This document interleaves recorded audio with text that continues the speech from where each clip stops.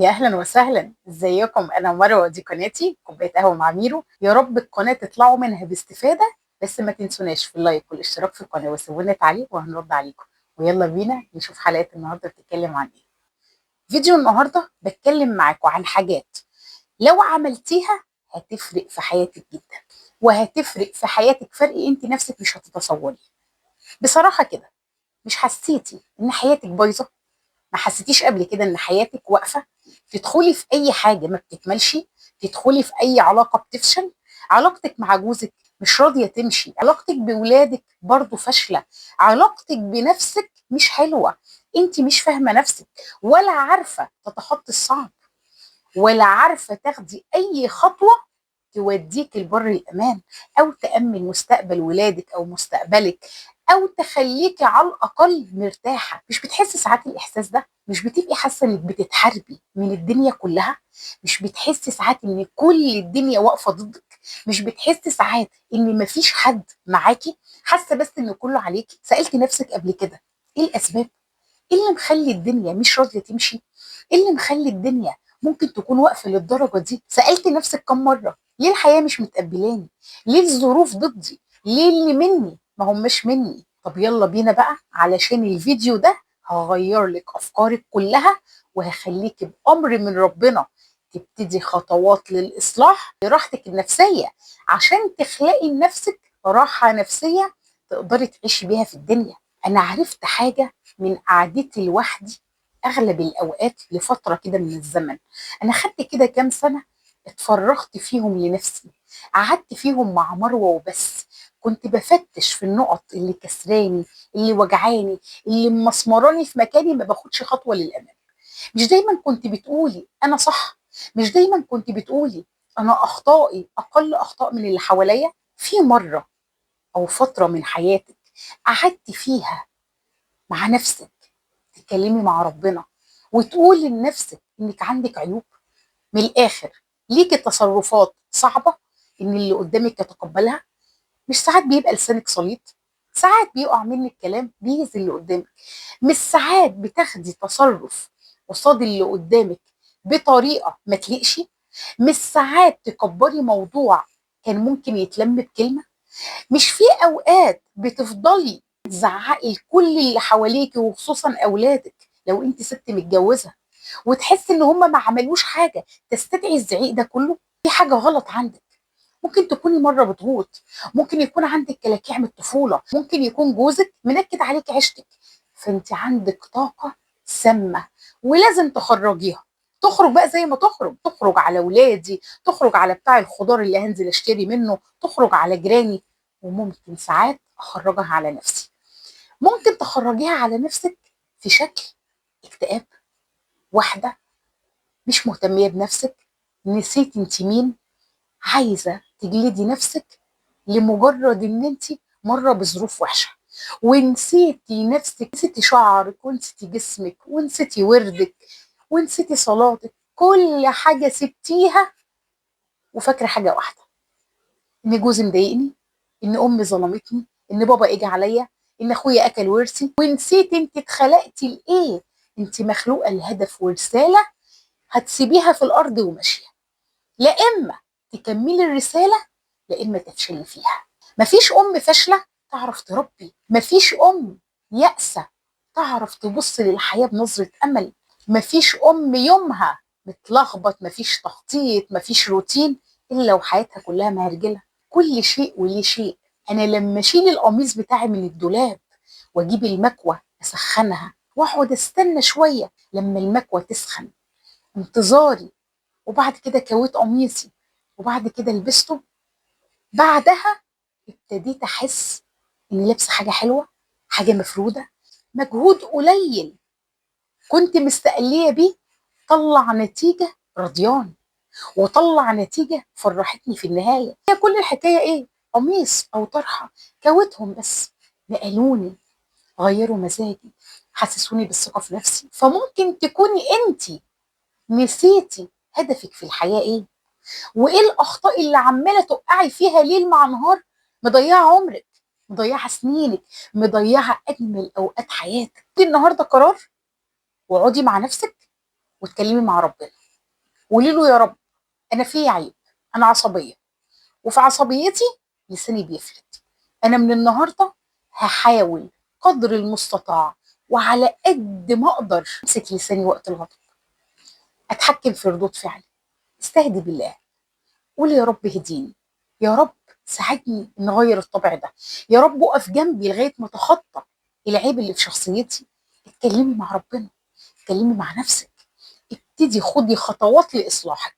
خطوات بطيئه، اه، بس نتيجتها هترضيكي. خطوات مش حاساها ملموسه قوي، بس هتلاقي نتيجتها في اللي قدامك. هتلاقي جوزك اللي كان متعود منك بتتعصبي 24 ساعه، لو قال لك كلمه بتغلطي، هتلاقيه بيشوفك لاول مره، بيشوف واحده جديده.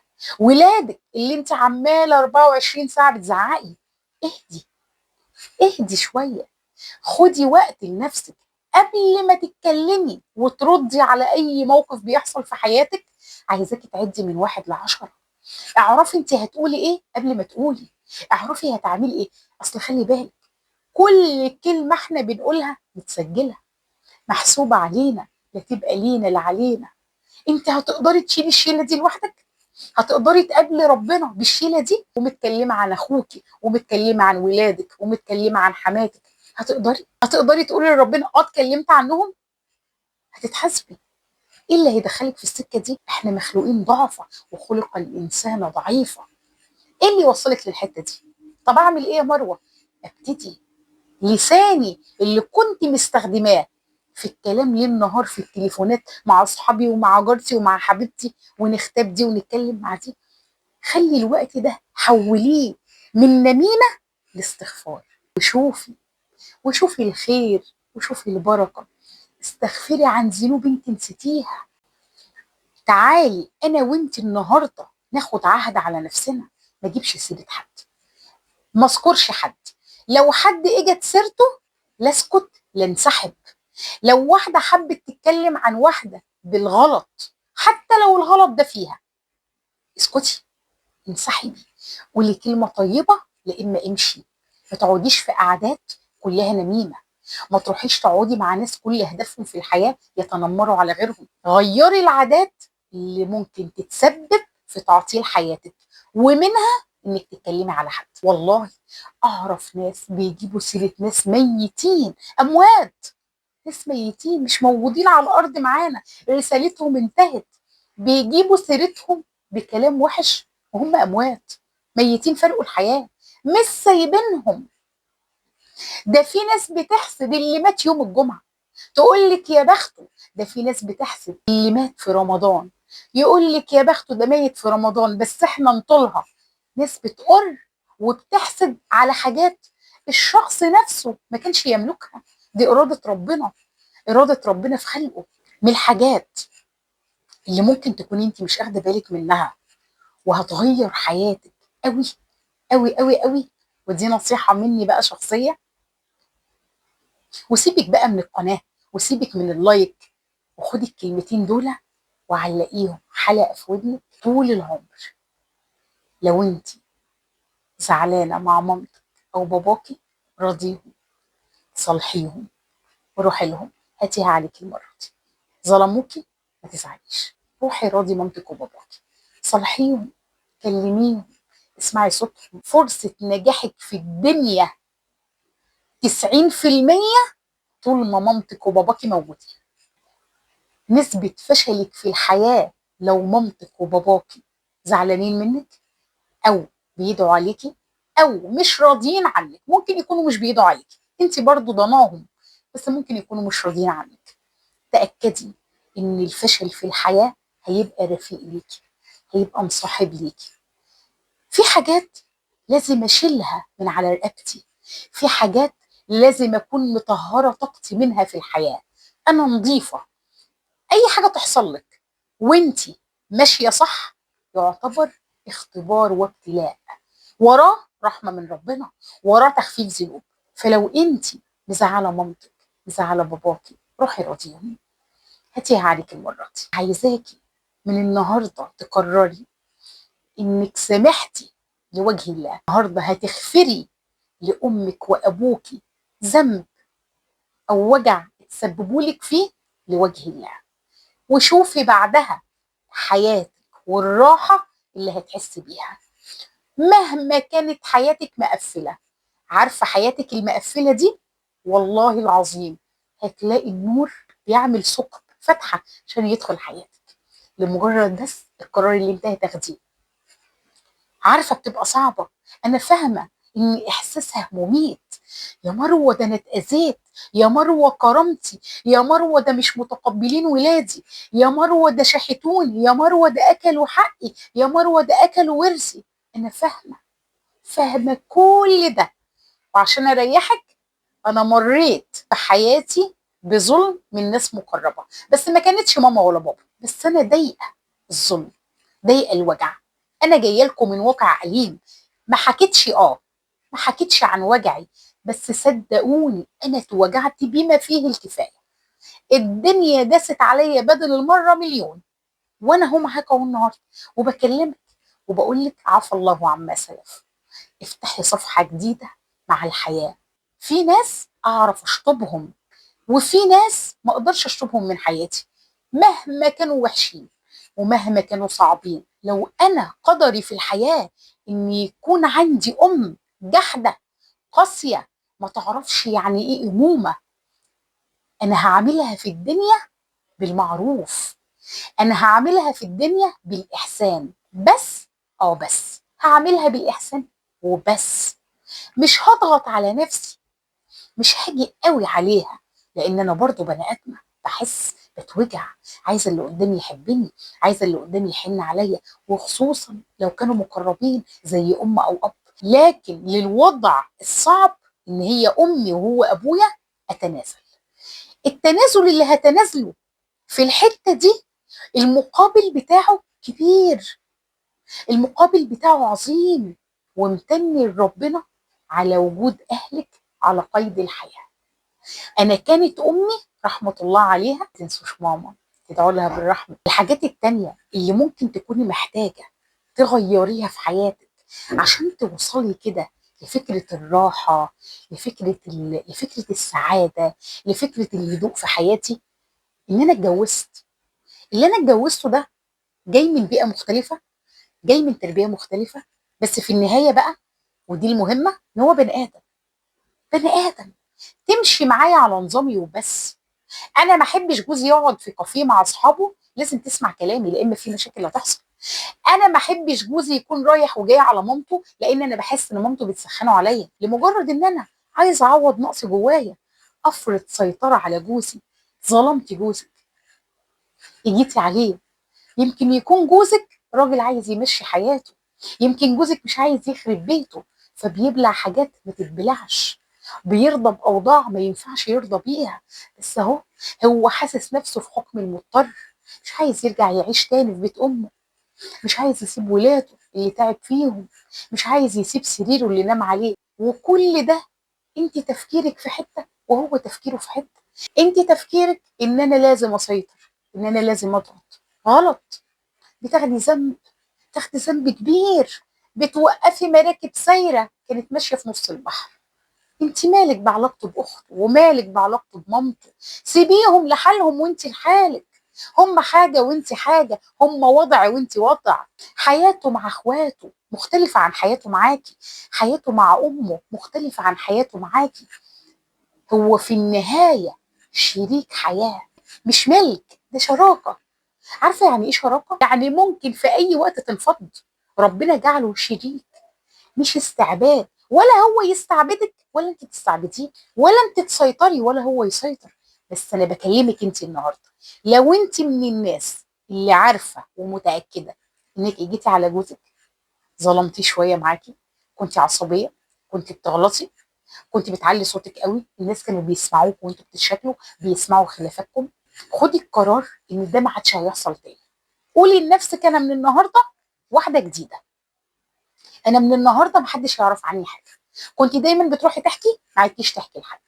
كنت دايما شكايه وبكايه، ما عدتيش تشتكي وما عدتيش تبكي. اقعدي مع نفسك في بيتك، صلحي عيوبك، الجئي لربنا وسيبك من البشر. تدخل البشر في المشاكل الاسريه بيعمل خراب بيوت، واسالي اي حد في الموضوع دوت. طب يا مروه اعمل ايه؟ اصلح علاقتي بجوزي. ما يجي جوزي يلاقيني قاعده كده مستنياه، ريحتي حلوه، قاعده مبخره بيتي، قاعده فرشه الملايه بتاعته، قاعده جايبه له كده ورده حاطه له في الفازه، يدخل كده الاوضه يحس في ريحه حلوه طالعه. ما جوزك شقيان وطالع عينه في الشغل، نفسه في راحه، ما هو بني ادم. مقصر دي حاجه تانية نتكلم فيها، في عيوب دي حاجه برضو نتكلم فيها. لكن فكره ان انا بظلم جوزي لاني مثلا شايفه نفسي قادره، شايفه نفسي انا قويه، شايفه نفسي ما بيهمنيش حد، انا بطله، غلط. وخلي بالك من حاجه، الموضوع هنا مش موضوع خاص، لا، موضوع ان انا بظلم يعني هتحاسب. بظلم يعني في دين على رقبتي لازم هدفعه، يا اما هتدفعيه دنيا يا اما هتدفعيه اخره، فما تدخليش في الحته دي. ابتدي صفحه جديده مع جوزك من النهارده، خليكي هاديه، خليكي محترمه، حتى في خلافاتك معاه التزمي الاحترام، خليكي مؤدبه، خليكي انسانه متربيه، خليكي عارفه بتقولي ايه وبتسكتي فين. من الحاجات التانية اللي هتغيرك، عايزاكي تقعدي مع نفسك كل يوم. احنا كل يوم في 5 فروض بنأديهم، في اذكار صبح واذكار ليل، وفي ورد بنعمله يوميا، حتى لو كان ورد صغير. بصراحه كده، مش فاتك ايام كتير ما بتصليش؟ بصراحه مش في ايام فاتتك ما بتفتحيش المصحف؟ طب خدي قرار من النهارده انك هتلتزمي على قد ما تقدري باورادك، باذكارك، صلاتك لو مش على ميعادها بس لازم تصلي. فاتك صلاه صليها، جيتي متاخر وانت في مشوار تعالي صليها. ارجعي لربنا. لو رجعت لربنا، ده الباب الوحيد اللي مفتوح لك طول الوقت. كل بيبان الدنيا ممكن تتقفل في وشك وما تتفتحش تاني الا باب واحد، باب ربنا، ده المفتوح طول عمرك، مش هيتقفل. الحمد لله عندنا اعظم باب، عندنا اقوى باب، مش محتاجين لحد. حاجه حصلت لي اخبط على باب ربي واشتكي له وابكي له واحكي له، هو اللي هيطبطب عليا، هو اللي هياخد بايدي، هو السند والعون.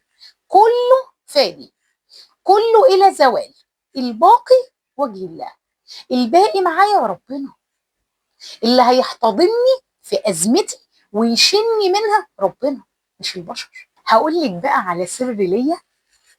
اسمع الناس تتكلم زمان يقولوا ايه؟ دايما خلي مكان ليكي خاص، او خلي مكان ليكي تبقى دي قعدتك، تبقى مكان لراحتك وهدوءك، مكان بتشربي فيه قهوتك، مكان بتتكلمي فيه مع ربنا، مكان بتقعدي تصلي فيه وتذكري ربنا وتسبحي.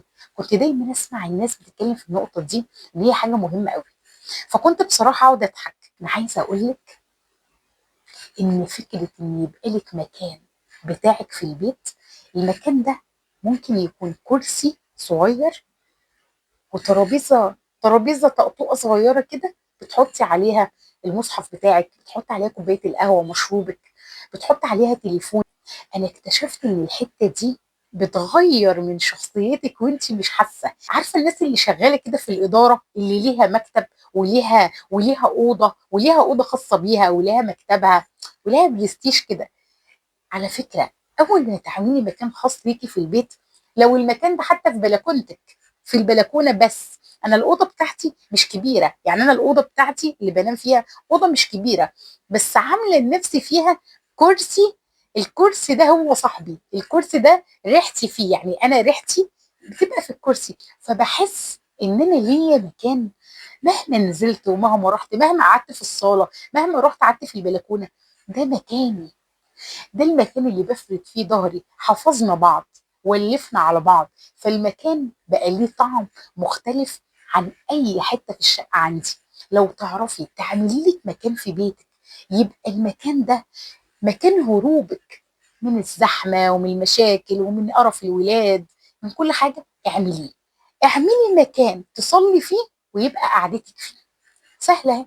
مكان تحطي فيه المصليه، تحطي فيها كده تكوه صغيره، كوشن صغير، تحطي فيها لو طقطوقه صغيره عندك قديمه حطيها كده، وحطي لها مفرش، حطي عليها كتب، حطي عليها المصاحف.